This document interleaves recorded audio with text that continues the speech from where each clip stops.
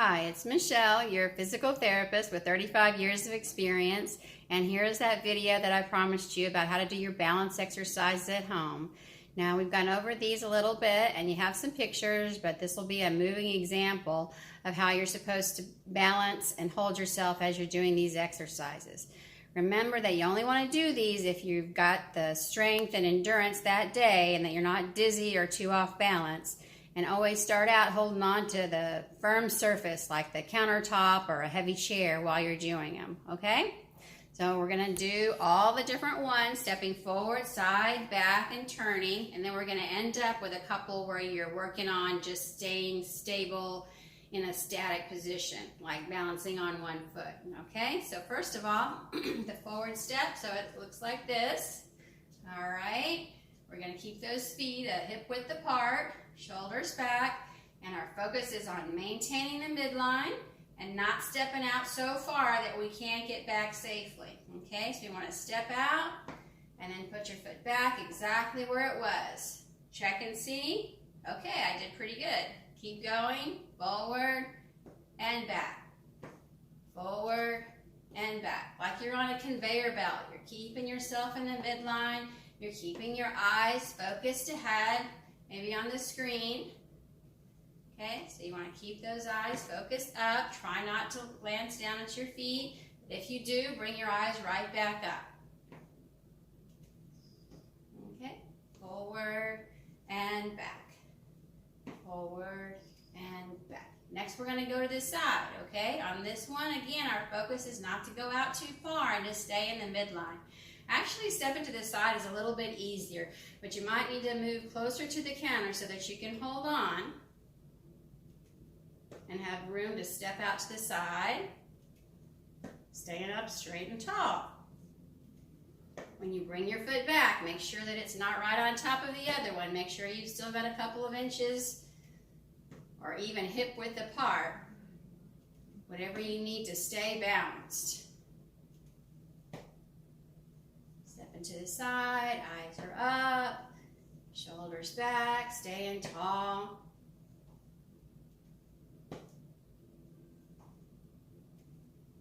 Okay, now we're going to do to the other side, okay? So we're going to hold on to something again. I'll let you see my feet this time. So we're stepping to the side and back, to the side and back, to the side and back, side and back. If you find yourself losing your balance, then you need to stop and readjust. Don't try to keep going with me, okay? Stop, catch your balance before you continue. Okay, next we're going to talk about backwards. So this time, remember, we don't want to lean back when you step back. You want to actually hinge forward at the hips just a little bit as you step back, okay? So this one looks like this. Be sure that you kind of keep your eyes up, focused ahead. If you can, alternate. If this one sometimes gets a little confusing when you try to alternate, so if you're having difficulty, then just do one leg and then do the other one. And for sure, you may want to have something behind you if you're feeling unsteady with this one. So you may want to do it with the island to your back, so that if you do lose your balance as you're stepping backwards, you've got something to catch yourself. Got something to hold on to as you're practicing that step back. And remember, try not to look at the floor. You want to look straight ahead. Stepping back, alternating, eyes up.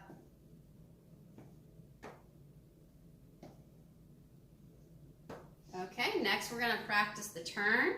So on this one, it's just like when you're turning around or you get up out of your chair and you start to turn around.